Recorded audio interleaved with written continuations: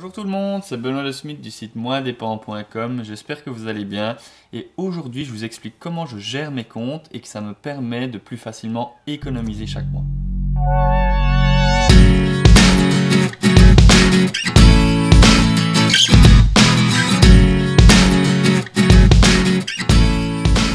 moi, la première chose qui est utile de faire, c'est d'en connaître un peu plus sur ses dépenses. Donc faire un petit peu une statistique, voilà, essayer de voir où part son argent et pourquoi il part dans telle ou telle chose. Ici je représente la banque dans laquelle sont mes comptes et à côté un petit peu un listing donc, de mes dépenses, des choses que je paye et que j'achète au quotidien pour pouvoir donc vivre et profiter de la vie. Pour faire ce genre d'analyse et voir un petit peu où part son argent, certaines banques disposent d'outils. Moi par exemple, je suis chez ING, je ne fais pas du tout la pub d'ING, mais chez ING sur tablette, ils ont une application qui permet de gérer son budget et dedans vous voyez exactement où part votre argent, quelles sont vos rentrées et vos sorties mensuellement et le pourcentage de dépenses dans telle catégorie, que ce soit par exemple dans du plaisir, dans de l'immobilier ou dans d'autres sortes de dépenses. ING s'occupe pour vous de faire le regroupement. Donc je vous invite à aller voir dans votre banque s'il n'y a pas un outil qui peut vous permettre de voir un petit peu plus clair sur vos dépenses bancaires.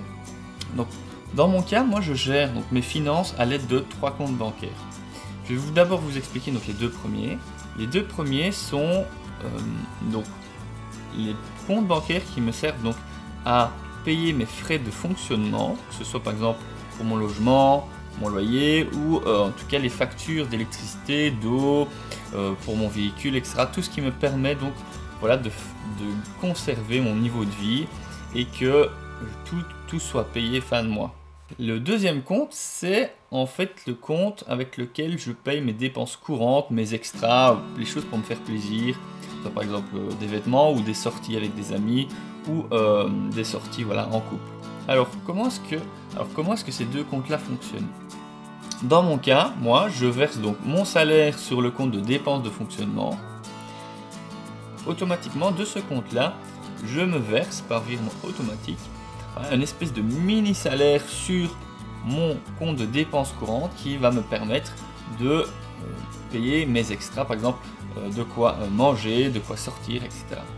Donc en concret, qu'est-ce que ça représente? Ça représente par exemple, prenons un salaire de 1600 €, ça représente 1600 € qui tombent sur le compte de dépenses de fonctionnement et automatiquement 500 qui arrivent sur le compte de dépenses courantes. Ça signifie qu'il reste 1100 € de dépenses de fonctionnement ce mois-là pour commencer. Alors il faut savoir que moi je fonctionne comment pour éviter donc de payer des intérêts sur du négatif. Je fonctionne avec un niveau 0 plus élevé. Qu'est-ce que ça signifie? Ça signifie que moi sur mon compte de dépenses de fonctionnement, je veux toujours qu'il y ait 1500 €. Donc chaque début de mois, avant de devoir payer quoi que ce soit, je veux qu'il y ait 1500 € sur ce compte-là. Car ce compte-là doit pouvoir me permettre de payer des factures qui peuvent coûter plusieurs centaines d'euros, car j'évite de payer les factures par mois, car les payer donc, par an, bien souvent, nous permet d'économiser quelques euros, quelques dizaines d'euros sur les factures que l'on a à payer, et à long terme, ça peut faire donc une certaine somme économisée par an. Donc sur mon compte de dépenses de fonctionnement, je laisse 1500 €. Donc tous les mois, je me verse 500 €, mais vous allez me dire, oui, certains mois, si les dépenses de fonctionnement ne sont pas trop élevées parce qu'on a fait une bonne analyse au départ de ce dont on avait besoin et peut-être diminuer ou arrêter les abonnements dont on n'avait plus besoin, je vais peut-être avoir un surplus après un certain moment sur mon compte de dépenses de fonctionnement, j'aurai plus de 1500 €. D'accord? Donc ça c'est la première chose.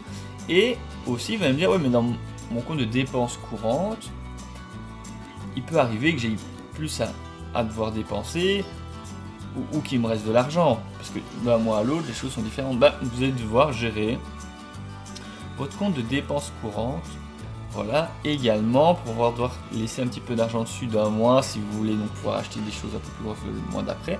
En tout cas, ce qui est certain, c'est que vous ne devez jamais, ou presque jamais en tout cas, aller rechercher de l'argent sur votre compte de fonctionnement pour remettre dans votre dépense courante. Parce que ça signifie que vous risquez à un moment donné de peut-être manquer d'argent pour vos dépenses de fonctionnement, que ce soit par exemple pour votre maison, pour votre emprunt, pour votre loyer, pour votre électricité. Et ça risque de très vite dégénérer. Vous allez vite devoir payer des frais de rappel, vous allez avoir des budgets pas prévus à devoir redépenser dans des choses et vous allez partir dans une gestion chaotique qui va vous empêcher de pouvoir donc économiser de l'argent et avoir une gestion financière saine. Donc une fois que vous avez vos dépenses de fonctionnement avec 1500 € par mois, que vous arrivez à vivre avec des dépenses courantes limitées et qu'il vous reste de l'argent tous les mois en plus de 1500 € sur le compte de dépenses de fonctionnement. Alors le mieux est de créer un compte épargne. Alors c'est pas pour pouvoir toucher des intérêts car malheureusement aujourd'hui les intérêts bancaires ne vous rapportent pas grand chose, mais tout simplement pour pouvoir donc mettre de l'argent de côté pour différents projets et avoir donc de l'argent de sécurité également. Alors je m'explique.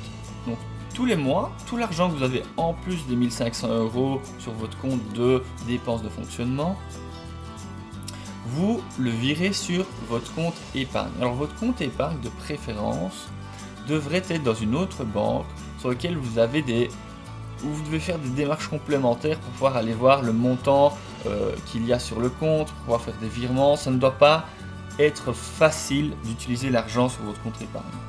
Ça doit être un geste conscient que vous dépensez de l'argent qui est important pour vous. D'accord ? De l'argent que vous avez dû travailler dur pour économiser et que vous allez peut-être avoir besoin pour faire évoluer votre vie ou pour vous empêcher justement à un moment donné de payer beaucoup plus cher certaines choses, que ce soit par exemple votre maison ou des choses comme ça, ou d'avoir de l'argent si vous venez de tomber au chômage pour pouvoir survivre le temps de retrouver du travail. Et donc vous devez être conscient que c'est important et que c'est un gros impact dans votre vie d'utiliser l'argent qui est sur votre compte épargne. Donc de préférence, il peut être dans une autre banque, comme ça c'est plus compliqué d'aller voir l'argent et c'est beaucoup plus conscient d'aller l'utiliser. Donc comme je viens de l'expliquer, ce compte épargne risque de grossir petit à petit et vous ne pouvez l'utiliser que pour deux choses, ou pour des projets qui vont améliorer votre vie, donc c'est-à-dire des projets d'investissement par exemple, ou des projets qui sont réellement importants et qui se produisent par exemple une fois, je ne sais pas moi, par exemple votre mariage ou quelque chose comme ça, ou pour dépenser de l'argent dans des domaines qui vont vous empêcher de voir vos situations financières complètement être bouleversées à cause d'un problème d'ordre familial ou d'ordre de l'emploi, comme par exemple je viens de donner l'exemple. Donc une fois que vous avez cet argent là, que par exemple vous l'utilisez pour pouvoir donc faire des investissements, l'argent que vous touchez des investissements, vous pouvez très bien venir les replacer sur un compte de dépenses de fonctionnement ou alors créer un compte à part de projet et uniquement verser les bénéfices que vous avez de votre investissement sur votre compte de dépenses de fonctionnement, comme ça, de ce coup-là, comme ça, de cette manière, vous avez de nouveau donc des flux de rentrée financière qui repartent dans un système de gestion saine de votre argent pour pouvoir continuer d'évoluer et surtout d'avoir toujours des liquidités qui vous permettent de payer vos factures et de pouvoir économiser et peut-être d'investir dans des projets qui vont permettre de continuer d'évoluer. Si vous avez apprécié la vidéo, cliquez sur le petit bouton j'aime et partagez-la et on se retrouve très bientôt dans l'une de mes prochaines vidéos. Ciao!